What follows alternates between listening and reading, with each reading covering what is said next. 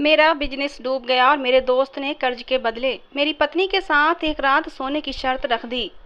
मैंने उसकी बात मान ली। रात को अपनी पत्नी को अपने दोस्त के साथ छोड़ दिया, लेकिन मैं उसी कमरे में छुप गया। जैसे ही मेरे दोस्त ने मेरी पत्नी को पकड़ा तो मेरे होश उड़ गए। मेरी पत्नी ने तो खुद ही जानते हैं कि ये गैरतमंद मर्द के लिए सबसे मुश्किल काम क्या होता है। मर्द के लिए सबसे मुश्किल काम होता है अपनी ही पत्नी का सौदा करना, और मैं ये सौदा करने के लिए बहुत मजबूर हो गया था।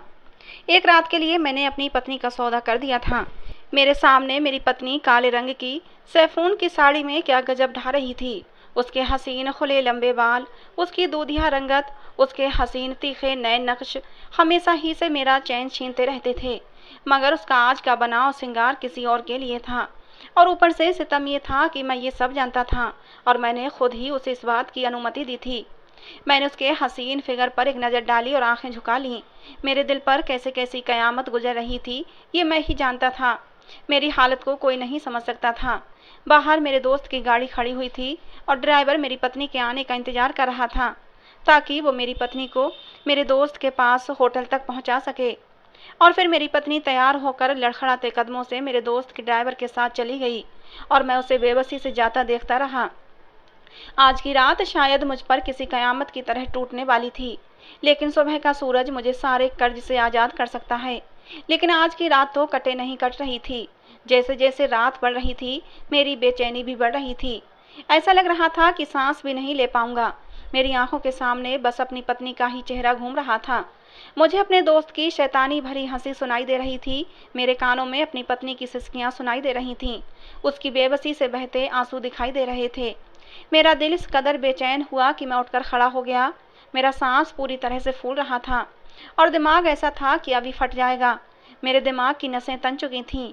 मेरे लिए ये सब कुछ सहना बहुत मुश्किल था कि मैंने अपनी ही पत्नी को किसी और के साथ एक रात के लिए भेज दिया था। मेरे लिए ये सब बर्दाश्त करना मुश्किल हो गया था कि आज की रात मेरी पत्नी किसी और की बाहों में रहेगी।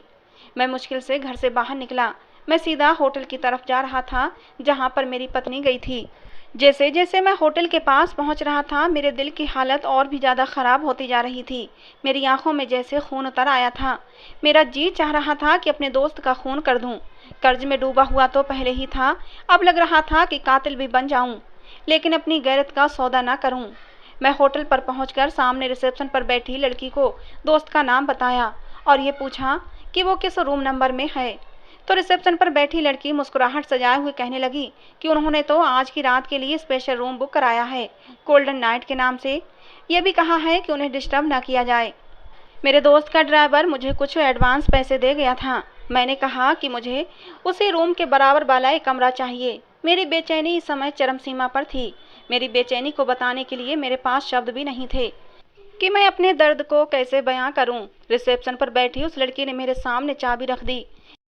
मैंने सामने पड़ी चाबी उठाई और उसी कमरे के बराबर वाले कमरे में चला गया। दोनों कमरों की गैलरी एक ही थी, बस बीच में एक छोटी सी दीवार थी जिसे कूदना मेरे लिए कोई मुश्किल काम न था। मैंने बड़े धीरे से दीवार फलांगी और अपने दोस्त के उस स्पेशल रूम के कमरे की गैलरी में पहुंच गया। मेरी जेब में इस समय तेज धार चाकू भी मौजूद था। मैं इरादा कर चुका था कि मैं उसे छोड़ूंगा नहीं, फिर मेरा कुछ भी अंजाम हो जाए। लेकिन जैसे ही मैंने गैलरी में लगी खिड़की का शीशा जरा सा ऊपर उठाया, दरवाज़ा खोलकर पर्दा हटाकर कमरे के अंदर का दृश्य देखा तो मेरे होश उड़ गए थे। मेरे हाथ से चाकू जमीन पर गिर गया था। मेरे हाथ पैर बुरी तरह कांप रहे थे। मेरा पूरा शरीर जलजलों की जद में आग चुका था। सामने का जो दृश्य था वो मेरे लिए देखना मुश्किल था, क्योंकि मेरी पत्नी और मेरा दोस्त। मेरा नाम संजय है। मेरा खुद का कपड़े का बिजनेस था जो पहले अच्छा भला चल रहा था, लेकिन अब बहुत ज़्यादा घाटे में आ चुका था। मैं बहुत ज़्यादा कर्ज में भी दब चुका था।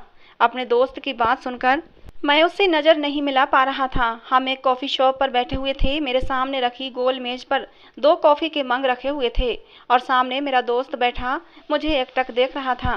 कहने लगा, अच्छी तरह सोच लो संजय, कोई ज़बरदस्ती नहीं है, जितना चाहे समय ले लो, लेकिन सिर्फ आज रात तक का, उससे ज़्यादा मैं तुम्हें समय नहीं दे सकता। शायद उसके लिए ये सब कहना आसान था, लेकिन मेरे लिए तो सुनना भी आसान नहीं था।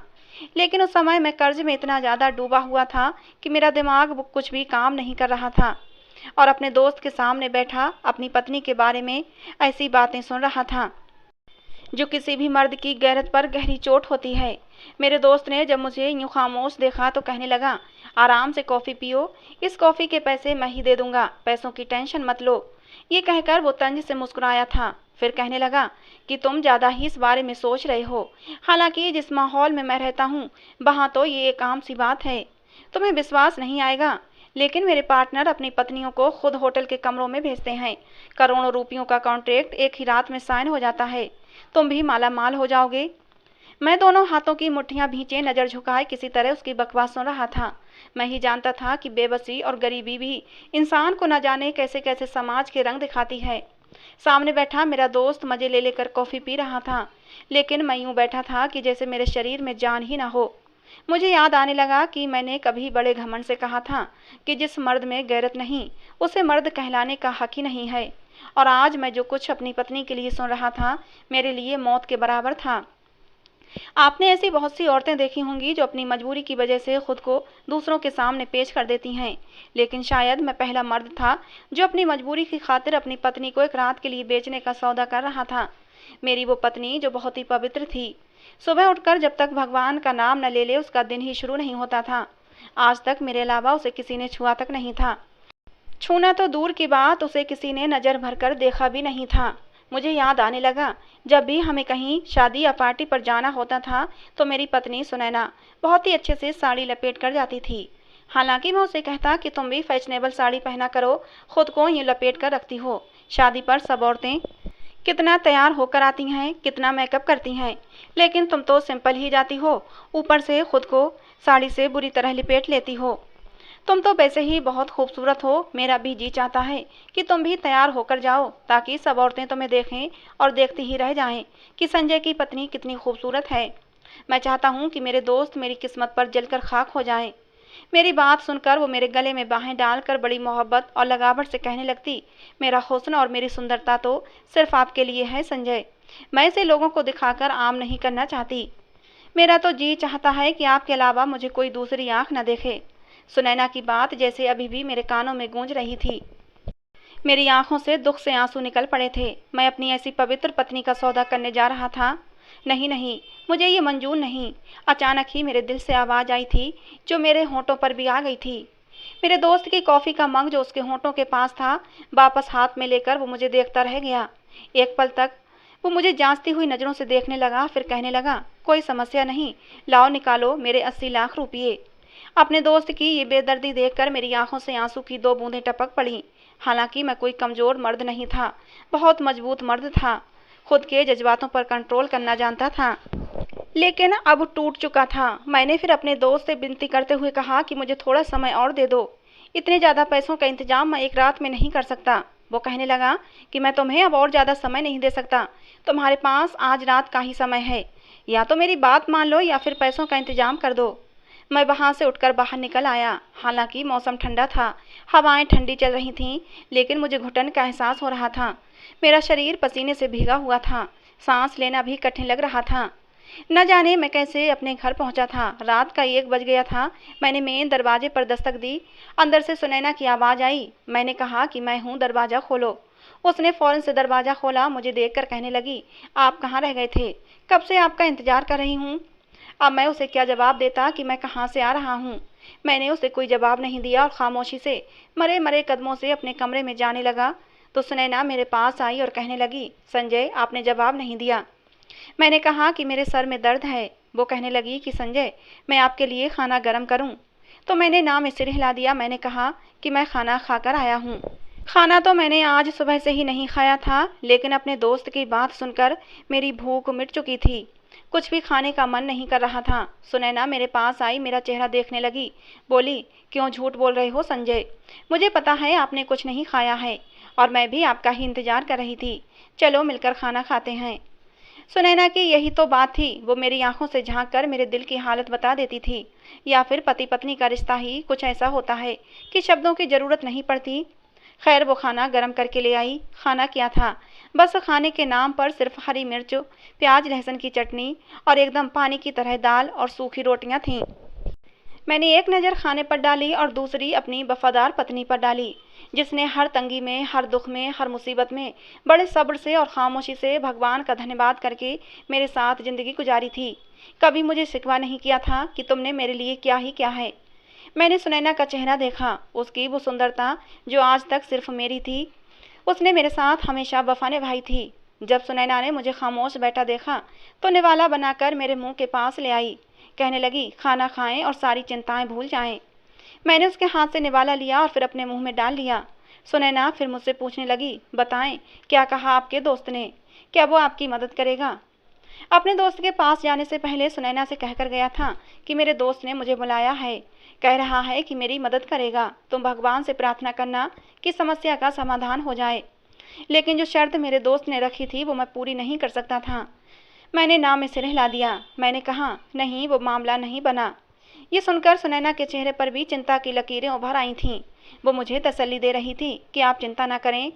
मैंने फिर कहा कि सुनैना, वो कल ही मुझसे पैसे मांग रहा है, मैं कहाँ से दूँ? मैंने उसका हाथ थामकर बेबसी से कहा तो मेरी बेबसी देखकर सुनैना की आंखों में भी आंसू भर आए थे। अपने आंसुओं को छुपाते हुए वो कहने लगी कि आप अपने दोस्त से थोड़ा समय और मांग लें। मेरे पास तो जो जेवर वगैरह थे वो भी बेचकर मैं आपको दे चुकी हूँ। अब तो मेरे पास भी बेचने के लिए कुछ नहीं बचा है। सुनैना की बात ने मेरे दिल की धड़कनों को बढ़ा दिया था। मुझे अपने दोस्त की बात याद आने लगी जो कह रहा था कि जिसकी इतनी खूबसूरत पत्नी हो उसे और क्या चाहिए। तुम तो अपनी पत्नी से इतना कैश कर सकते हो कि तुम्हारे कर्ज भी उतर जाएंगे और तुम माला माल भी हो जाओगे। मुझे अपने दोस्त के मुंह से ये बात बहुत बुरी लगी थी। मैंने कहा था, तुम होश में तो हो, तुम ये क्या कह रहे हो? तो वो कहने लगा कि बिल्कुल होश में हूँ। मैंने कहा, मेरी पत्नी को तुमने कहाँ देखा? उसने इस बात पर कमीनी सी हंसी हंसकर कहा था, ताड़ने वाले तो कयामत की नज़र रखते हैं। सामने वाला इंसान 7 पर्दों में भी क्यों न छुपा हो, तब भी हम उसे देख ही लेते हैं। तुम बस आम खाओ, पेड़ मत गिनो कि मैंने तुम्हारी पत्नी को कहाँ देखा, कैसे देखा। इस बात को छोड़ दो, बस मुझे बताओ। अगर तुम्हें सौदा मंजूर है तो मैं आगे पार्टी से बात कर लेता हूँ। कुछ रातें तुम्हारी पत्नी मेरी मर्जी के अनुसार गुजारेगी और फिर तुम्हारा कर्जा खत्म। जैसे जैसे तुम्हारी पत्नी की सुंदरता मेरे काम आएगी मैं तुम्हें भी माला माल करता चला जाऊंगा। मैं हैरत से मुंह खोले उसका चेहरा तक रहा था। कितना बेशरम इंसान था। अगर मैं उसके कर्ज में दबा ना होता तो यकीनन उस समय उसका गिरेबान पकड़कर उसे मार मार कर लहूलुहान कर चुका होता। कमबख्त कर्जदार लोगों की नज़रों में 2 टके की भी हैसियत नहीं रखता, इसलिए जिसका जो दिल चाहता है वो कह देता है। जरा सा टेढ़ा जवाब दो तो कहने लगता है कि लाओ मेरे पैसे निकालो। रात को यही सोचते हुए न जाने कब मेरी आंख लग गई थी। लेकिन सुबह मेन गेट पर किसी ने हमारा दरवाज़ा बुरी तरह खटखटाया था। मैं और सुनैना एकदम से उठ बैठे थे।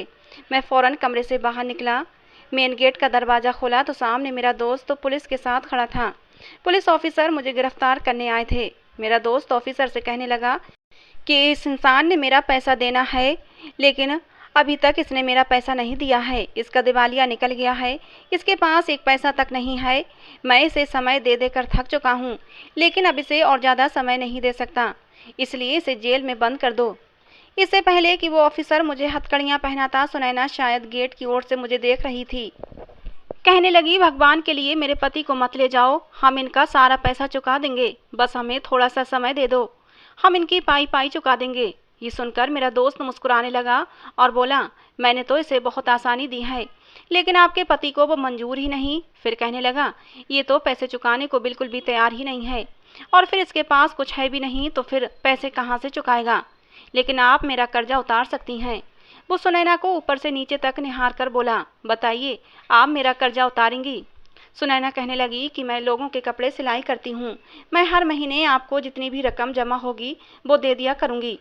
ये बात सुनकर मेरे दोस्त ने एक ज़ोरदार कहकहा लगाया और बोला, मैडम जी 80 लाख रुपये देने हैं तुम्हारे पति ने, मेरे 80,000 नहीं। फिर इंस्पेक्टर से कहने लगा कि सारे से जेल में बंद कर दो। ये सुनना था कि मेरी पत्नी मेरे दोस्त की विनती करने लगी कि भगवान के लिए मेरे पति को गिरफ्तार मत करवाओ। मेरा दोस्त कहने लगा, ठीक है, अगर आपका पति मेरी शर्त मान ले तो मैं इसे छोड़ दूंगा। सुनैना मुझसे कहने लगी कि आप क्यों नहीं इनकी शर्त मान लेते। मैंने कहा कि सुनैना, मैं इसकी शर्त नहीं मान सकता, तुम्हें कुछ नहीं मालूम है। सुनैना, तुम अंदर जाओ। मैंने थोड़ा कड़े शब्दों में कहा, लेकिन सुनैना ने शायद मेरी गिरफ्तारी बर्दाश्त नहीं कर पा रही थी। मेरे दोस्त से कहने लगी, भाई साहब, मैं संजय को मना लूँगी कि वो आपकी हर शर्त पूरी कर देंगे, लेकिन भगवान के लिए उन्हें पुलिस के हवाले मत करो। मेरे दोस्त ने पुलिस वालों को इशारा कर दिया तो वो वापस अपनी जीप में बैठकर चले गए। मैं और सुनैना घर के अंदर दाखिल हो गए। हमारे पीछे पीछे मेरा दोस्त भी चला आया और इस बार मुझसे बात करने की बजाय वो सीधा सुनैना से बात करने लगा कि मैंने तो पहले भी संजय से कहा था कि बीच का रास्ता निकाल लेते हैं, तुम मान जाओ तो तुम्हारे बारे न्यारे हो जाएंगे। वो क्या है कि पैसों के मामले में मैं बड़ा घटिया टाइप का इंसान हूँ, अपना नुकसान नहीं कर सकता। वो बड़ी शैतानी मुस्कुराहट से अपनी घटिया आदत की तारीफ कर रहा था। मेरे दोस्त की बात सुनकर सुनैना ने कहा कि बताइए, आपने संजय को क्या करने को बोला है। मेरा दोस्त एक कमीनी सी हंसी हंसते हुए सुनैना को बड़ी बेशरम नज़रों से सर से पांव तक देखने लगा। मुझे लगा जैसे मेरी रगों में खून के बजाय आग दौड़ने लगी हो। मैं मुश्किल से खुद पर बर्दाश्त किए हुए था। कहने लगा कि आपको बताया नहीं संजय ने कि मैंने क्या शर्त बताई थी। सुनैना ने नाम में सिर हिला दिया। मेरा दोस्त कहने लगा, देखें, अगर आप चाहती हैं कि इसका कर्ज माफ़ हो जाए तो मैं इसे कर्ज से भी आज़ाद कर दूंगा और इसको पैसे भी दूंगा जिससे ये अपने बिजनेस को बढ़ा सकता है, लेकिन इसके लिए आपको कोशिश करनी होगी। ये कहते हुए वो सुनैना के करीब होने लगा था, लेकिन मैं बीच में आ गया। अपने दोस्त को एक हाथ से पीछे किया और बहुत ही गुस्से से कहा कि मेरी पत्नी ऐसा कुछ नहीं करेगी, तुम जाओ यहाँ से और जो कुछ कर सकते हो कर लो, मुझे पुलिस से पकड़वा दो या फिर फांसी पर चढ़ा दो। मेरी बात सुनकर सुनैना रोने लगी। संजय, आप हैं तो मैं हूँ, मुझे पूछ लेने दें कि आखिर इनको क्या काम करवाना है। मैंने कहा कि सुनैना, तुम नहीं जानती इस इंसान को, जो ये कह रहा है वो काम मैं तुमसे कभी भी नहीं करवा सकता। लेकिन सुनैना कहने लगी कि मैं भी मजबूर हूँ, मैं आपको कभी भी जेल की सलाखों के पीछे नहीं देख सकती। और फिर जब सुनैना ने मेरे दोस्त से शर्त के बारे में पूछा तो उसने अपनी वही घटिया शर्त सुनैना के सामने रख दी। कुछ पल के लिए तो वो फटी फटी आंखों से मेरे दोस्त को देखने लगी। उसके बाद एक नज़र मुझ पर डाली। मैं ऐसे खड़ा था कि जैसे ज़मीन फटे और मैं उसमें समा जाऊं। मैंने सुनैना से नज़रें चुरा लीं। उसके बाद सुनैना वहाँ रुकी नहीं, फ़ौरन कमरे से चली गई। मेरा दोस्त कहने लगा, अगर तुम्हारी पत्नी मान जाए तो मुझे बता देना, वरना फिर मैं पुलिस को लेकर आऊँगा। ये कहकर वो घर से चला गया। मैं कमरे में नहीं गया था, किस मुँह से जाता। 2 घंटे सुनैना भी कमरे से बाहर नहीं निकली थी। 2 घंटे के बाद आई तो उसकी आंखें रो रो कर सूज चुकी थीं। वो आकर मेरे पास बैठ गई और कहने लगी, आप अपने दोस्त को हाँ कह दें। मैंने तड़प कर सुनैना की तरफ देखा था। मुझे सुनैना से इस जवाब की हरगिज भी उम्मीद नहीं थी। मैंने कहा, सुनैना, मैं ये सब बर्दाश्त नहीं कर सकता, मुझसे ये इम्तिहान मत लो जो मैं देने से मजबूर हूँ। सुनैना कहने लगी कि मैं आपको जेल में बंद होते नहीं देख सकती, और फिर आप क्या समझते हैं, अगर आप जेल में बंद होंगे तो मेरे साथ क्या होगा, मैं अकेले घर पर क्या सुरक्षित रहूँगी। सुनैना की बात ठीक थी। अगर मैं जेल चला जाता तो पीछे से कोई भी उसके साथ कुछ भी कर सकता था। वो कैसे अपना बचाव कर सकती थी। लेकिन फिर भी मेरा इस बात पर दिल नहीं मान रहा था। कैसे मैं अपने सामने अपनी पत्नी को पाप के दलदल में धकेल देता, लेकिन कोई दूसरा रास्ता मेरे पास नहीं था। हालात को देखते हुए मैंने अपनी गैरत को थपथपा कर सुला दिया, और ये एक गैरतमंद मर्द के लिए बहुत ही मुश्किल काम है। मैंने अपने दोस्त को फ़ोन किया और कहा कि मुझे तुम्हारी शर्त मंजूर है। ये सुनकर उसकी जोरदार हंसी मेरे कानों में शीशे की तरह उतर गई थी। वो कहने लगा, तुमने समय पर बहुत ही अक्लमंदी का फैसला किया है। और फिर उसने अगले ही दिन अपने ड्राइवर के साथ एक खूबसूरत नेट की फैशनेबल साड़ी भिजवा दी थी। ऐसी साड़ी जो सुनैना ने कभी नहीं पहनी थी। अपने ड्राइवर से उसने कहलवाया था कि इसी साड़ी को पहनकर होटल के कमरे में जाना है। वो काले रंग की साड़ी पहने पहली बार अपने अधकुले शरीर में थी। मैंने अपनी नजरें चुरा लीं। तैयार होते हुए भी सुनैना की आंखों से आंसू बह रहे थे। आंसू बहाते हुए सुनैना चली गई थी। सुनैना के जाने के बाद मुझे चैन नहीं आया था, इसीलिए मैं भी भागता हुआ होटल पहुंच गया था। इस समय पैसे तो मेरे पास थे ही, क्योंकि मेरे दोस्त ने कुछ पैसे मुझे एडवांस में दे रखे थे, और फिर उन्हीं पैसों से मैंने अपने दोस्त के बराबर वाला कमरा ले लिया और उसकी गैलरी में कूदकर जब अंदर झांक कर देखा तो मेरे होश उड़ गए थे। मेरी पत्नी मेरी दोस्त की बाहों में बैठी खिलखिलाकर हंस रही थी, बातें कर रही थी और कह रही थी, मैं तो समझी थी कि कभी तुम्हें दोबारा नहीं देख पाऊंगी, क्योंकि संजय बहुत गैरतमंद इंसान है। इसीलिए मुझे भी पवित्र और शरीफ होने का ड्रामा करना पड़ता था कि कहीं उसे मुझ पर शक न हो जाए। मेरा दोस्त कहने लगा, देख लो मेरी अकल का कमाल, मैंने उसका सारा पैसा भी हथिया लिया और उसकी पत्नी भी। मेरा दोस्त मेरी पत्नी की बिखरी लटें ठीक करते हुए बोला, कहने लगा, वो बेवकूफ़ ये समझा था कि उसे नुकसान हो गया है, हालांकि ऐसा कुछ नहीं है। मुझे याद आने लगा कि मेरा दोस्त जब मेरे साथ पार्टनर पर काम करने आया था तो मेरे पास अच्छी खासी रकम थी। फैक्ट्री तो उसी की थी, लेकिन पैसा मैंने लगाया था। हमने लाखों रुपयों का कपड़ा खरीद कर फैक्ट्री के गोदाम में रखवाया था ताकि जल्द से जल्द इसे बेचकर लाभ कमाया जा सके। मेरे दोस्त ने मुझे बड़े बड़े सपने दिखाए थे, लेकिन एक रात मैं सो रहा था और तभी उसका फ़ोन आया।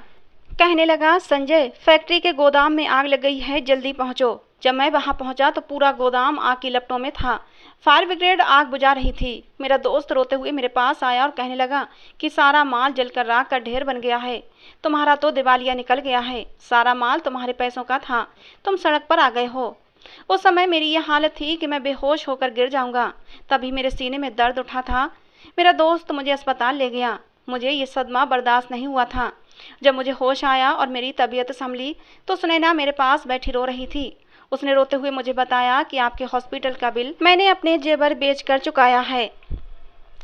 अब आप बिल्कुल ठीक हो जाएं। अभी मैं कुछ समझ ही पाया था कि मेरा दोस्त मेरे घर मुझसे मिलने आ गया। कहने लगा, जो माल जला है उसमें तुम्हारी माल के अलावा 80 लाख का माल हमने उधार भी उठाया था ताकि पार्टी का ऑर्डर पूरा कर सकें, और वो माल भी आग की भेंट हो चुका है। अब जिससे हमने पैसा लिया था वो अपने पैसे मांग रहा है। मैंने कहा कि मैं इतनी बड़ी रकम कहाँ से लाऊंगा। वो कहने लगा, ये तो तुम्हें सोचना चाहिए था, क्योंकि ये नुकसान तुम्हारा है। मेरा दोस्त और मेरी पत्नी मिलकर मुझे धोखा दे रहे थे। मेरा दोस्त तो खुद अपने मुंह से स्वीकार कर रहा था कि उसने फैक्ट्री से माल निकलवा लिया था, और जो फैक्ट्री में माल जला था वो माल खराब माल था। ये सब उसने मुझे फंसाने के लिए किया था ताकि वो मेरी पत्नी के साथ रंगरलियां मना सके।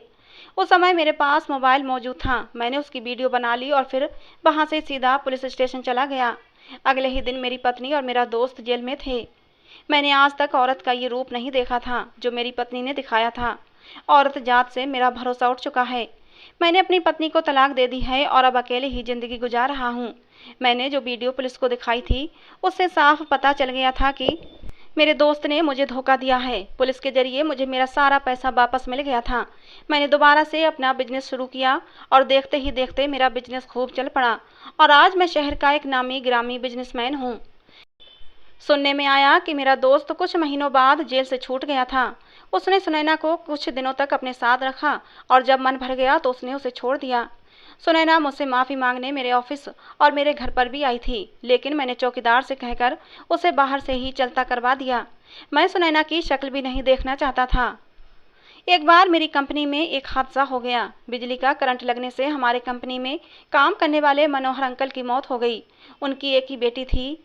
मनोहर अंकल की पत्नी तो बहुत पहले ही गुजर चुकी थीं। मनोहर अंकल के मरने के बाद उनकी बेटी बिल्कुल अनाथ हो गई। इंसानियत के नाते मैंने उससे शादी कर ली, क्योंकि मैं उसको इस तरह अकेला नहीं छोड़ सकता था। उसके बाप की मौत मेरी ही कंपनी में हुई थी। शादी की पहली ही रात मैंने मानवी को समझा दिया था कि मुझे धोखा मत देना, बाकी मैं तुम्हारी सारी इच्छाओं को पूरा करूंगा, तुम्हें किसी चीज़ की कमी नहीं होने दूंगा। मानवी ने भी मुझसे वादा किया था कि मैं हमेशा तुम्हारे साथ वफादार रहूंगी, और मानवी ने अपना वादा निभाया भी। मेरे आज 2 बच्चे हैं। मानवी मुझसे बहुत प्यार करती है, मेरा बहुत ध्यान रखती है। मानवी के प्यार और वफा से मैं सुनैना को बहुत जल्दी भूल गया और अब मेरी एक खुशहाल फैमिली है। तो दोस्तों, आज की हमारी ये कहानी आपको कैसी लगी ज़रूर बताना। कहानी को लेकर अपनी राय ज़रूर दिया करें दोस्तों, जिससे कि हमें पता चले कि आपको हमारी कहानी पसंद आती है या नहीं। रोज़ एक नई कहानी सुनने के लिए हमारे चैनल को सब्सक्राइब करें। कहानी को अंत तक सुनने के लिए दोस्तों आप लोगों का बहुत बहुत धन्यवाद। मिलते हैं अगली किसी नई कहानी में।